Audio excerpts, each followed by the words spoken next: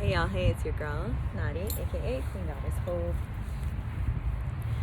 I'm coming here to let you know that during this holiday season,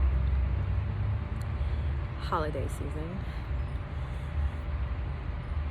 want to remind you to make sure that whatever work that you have done on yourself thus far this year, because this has been really an introspective year. Every day in the night sky, one of the brightest stars in the sky is Jupiter, and shortly over to the right of it is Saturn, and it's also in the constellation of Aquarius. So we all know that Saturn here is, shaking things up and are allowing us to be deeply introspective about where we were or where we are headed this next coming year as a 9-year. I believe I put a video out a couple of days ago about the significance. Actually, no, it's on the community tab, talking about the 9-year and what it means, and also what the number 9 means on a spiritual, energetic level. So I say that all to say, as we embark closer on this holiday season, and as you start to commune with your loved ones and friends, consider all of the work that you have done during this journey thus far. This sun feels so good right now. I need a moment.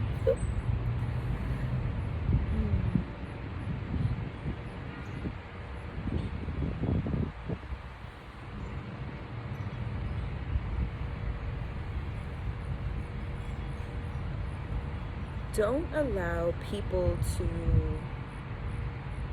use their age to bully you into disrespect.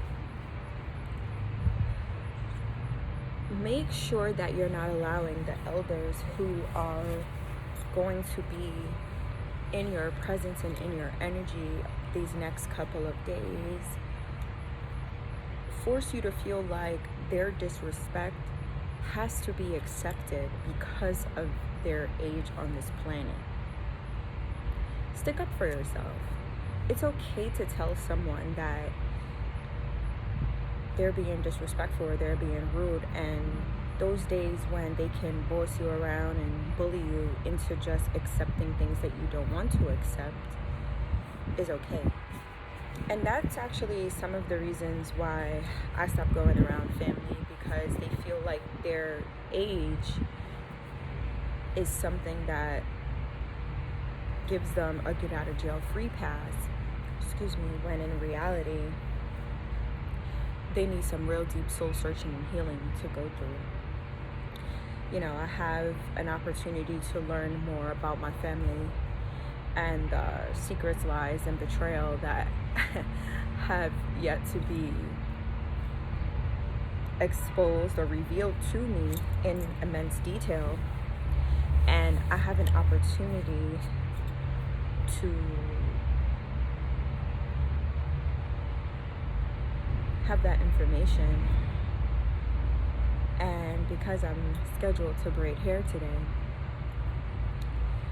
I was like, I know that my hands are healing, and I don't want to put that energy into the person's hair that I'm braiding, because it's very important that you do take those types of things into account. And while you may use a hairstylist or a hairdresser, you may not, a barber, you may not know the energy that they may be sitting in while they're doing your hair. That's why they always say you should consistently go to the same person. Don't allow so many different people to play in your hair. Salon had a whole ass song called Don't Touch My Hair. I used to wear a fro, and I'll never forget this. Leah will know, and she'll fucking crack the fuck up. Or maybe it was Neek, I'm not really sure. But there was this white lady who tried to touch my fro one time, and she literally was like right here, and I had to do one of those, moves. I'm like, don't touch my hair. And she asked why, because A, I don't ask to touch your fucking hair, but then I had to also educate her on the significance and the importance of hair. I always take these conversations to somewhere else. It's so funny. But this is for somebody because I'm talking about it for a reason. If you look at anybody who has an ounce of melanin in them, you know that their hair is not straight. You know that it actually curls up. We're the coolie people, the Caribbean. I know a lot of Guyanese, they call them like Guyanese coolies because of their hair texture. Your hair reveals a lot about your DNA and who you are and where you come from. So if this is the main piece of your true identity, and because it's so different from all of those 6 series body DNA individuals, of course they want to touch the 9 ether DNA hair. They don't even know what it's like to, they don't even know what it's like to not have straight hair.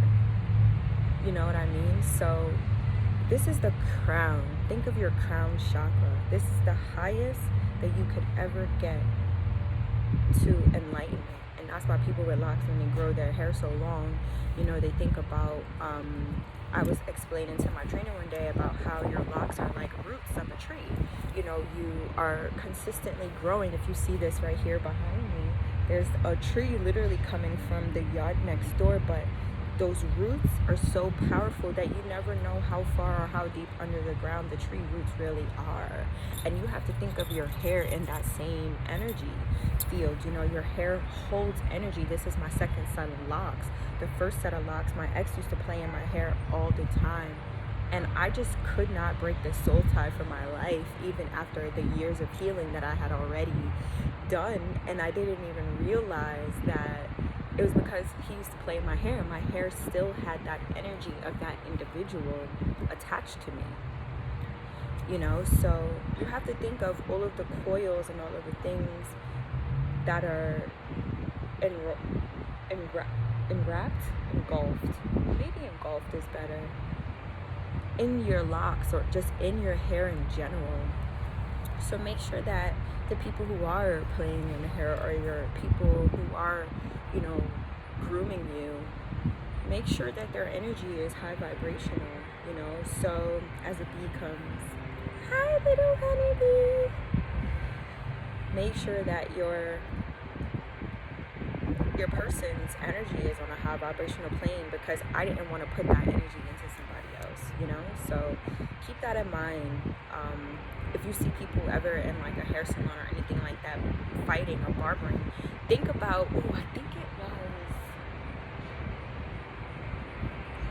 Why Did I Get Married, when, I don't know her character, Tasha Smith's character, when she was at the hair salon and she was doing that girl's hair, and Keisha came in to meet her husband, and she was like, why is she here? And when she went back to her client, she was like teasing her head. She said, if you want to be so damn tight, I had to get the F up out of my chair. And that's that immediate energy transfer that I'm speaking of.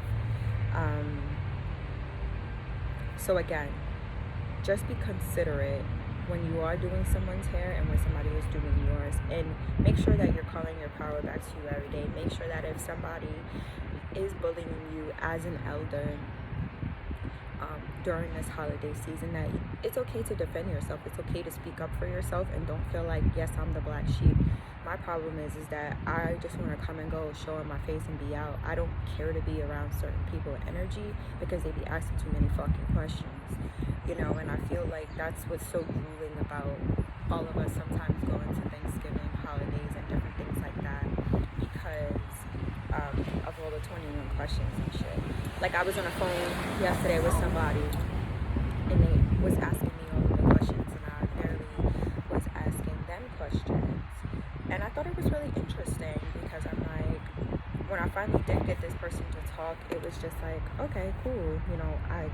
I don't know if people realize that I have a memory of an elephant, so I heard it all before. But I also know that,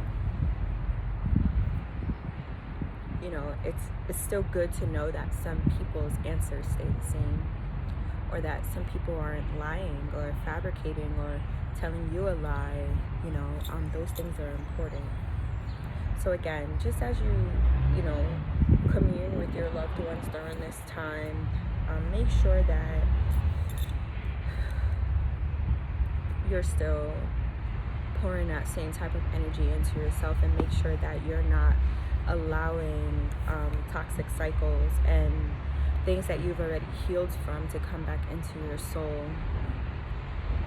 and create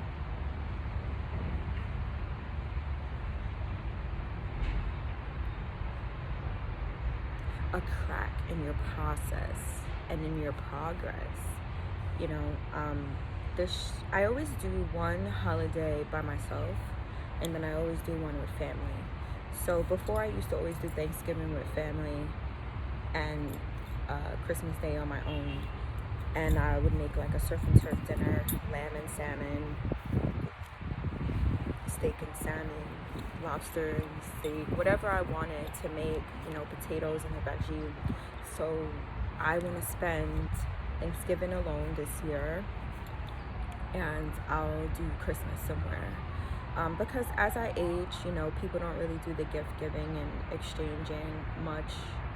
And I honestly think it's just such an awkward thing to do, to be honest. I grew up as a Jehovah's Witness, so my last magnificent Christmas was 7. And then again, I dated a man several years later, probably when I was like 19 or 20. He made it like really magical, and I was really thankful for that. And then, you know, I went back to, I don't care about these holidays and all that kind of shit like that, because I genuinely don't. It's all about, you know, those relationships and not feeling pressured into buying things for other people, because everyone don't got it like that, you know. And it's never always been about gifts for me. It was just always like, what are we doing, you know, for being around family. My Puerto Rican family, we would always come together on Christmas Eve and do pasteles, which was such a great thing. You know, I wish that I was, you know, closer where we can have like a pasteles party again, because man, pasteles is like, those who know, pasteles and coquito. Damn, it is coquito season, huh? So this year, you know, on Thanksgiving, I used to always go to Alabama with my family. My mom is down there. And this year, I'm like, nah, I'm not doing that. I have been going there since 2020 actually. And last year, I stayed here in Baltimore and went down to South Carolina for Christmas. And this year, I think I'm just gonna, you know, probably stay local somewhere in the surrounding states and spend New Year's Eve in New York. It would be good to be home for New Year's Eve. I haven't had that type of energy in my life in a while. But, you know, I think it's so interesting that we have these holidays, and I do appreciate that Christmas allegedly boosts those people who may be in low places. You know, they say it's the most wonderful time of the year. People are naturally happy. People are usually, you know, happy Thanksgiving, Merry Christmas. And I'm like, stay over there and say happy fucking holidays, okay? Like, y'all just be assuming not everybody is Christian, which is crazy to me. But I do like the fact that you are extending something. Just be conscious that everybody doesn't celebrate the same things as you do, or if at all. You know, so for me, I don't usually say those things. Like, if somebody says, you know, any of the such, I would say happy holidays to you too, or I would be like, thanks, same to you. You know, you'll seldomly hear me say happy Thanksgiving, Merry Christmas, happy Hanukkah, happy Kwanzaa. You know, it's a new day. You know, I've been consciously trying to get myself off this Gregorian calendar, and it doesn't seem like it'll work, considering it's probably been, I think it's been enacted since like the 1500s, and allegedly we lost 10 days, but they don't really know that we really lost 1,000 days, 1,000 years, excuse me, because allegedly when they started making the calendar, it was like every number that they did, I don't know the exact, but whatever number that they did was always considered like 1,000 years, and whoever did it never really started from one, something like that. So there was like 1,000 years ripped And this is why I'm always like, I'm 72. You know, I'm always talking about how I'm older than I am, because I believe that we all are. I think that they fucked up the calendar and added in more months, Augustus and Julius Caesar, July and August, that we really only had 10 months, in which kind of alters the timeline of Jesus's birth, because Jesus was supposed to be born in October and not December. And in reality, the only reason why you have three kings is because of the constellation and the stars in the sky. And the reason why you have the celebration of Christmas is because December 25th is when the sun kind of technically doesn't go below a certain level. So it's like the sun is rising over the hemisphere, and it's also one of the longest days when the sun is in the sky. So it has to do with the three kings and the sun, which is Jesus. So three kings and Jesus, blah blah blah. Maybe you should look into Zeitgeist, the first one. The second, I need to watch the second one. I think that one was like about financial markets that I probably would be interested in, but the first one definitely watch that. But yeah, you know, my brain is a little scattered today. I have so much in it, but I just wanted to come to you based upon some messages that I had received this rising. You know, waking up, I started trading, and I was like, nah, I don't think I want to really trade too much today. The markets have been so fucking volatile. I don't know what is gonna happen, but I pray to God that, you know, all of this pays off eventually with trading. The world is about to be a really interesting place, and it is really for those who are ready. I wish you well. I pray you are well. Make sure you have some green items on your plate as you partake in the 4,000 calorie plate on Thanksgiving Day.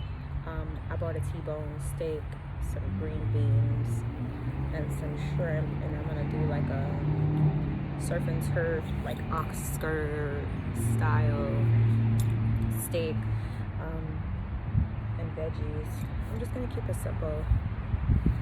I'm gonna braid my client's hair today and take it down like Chris Brown.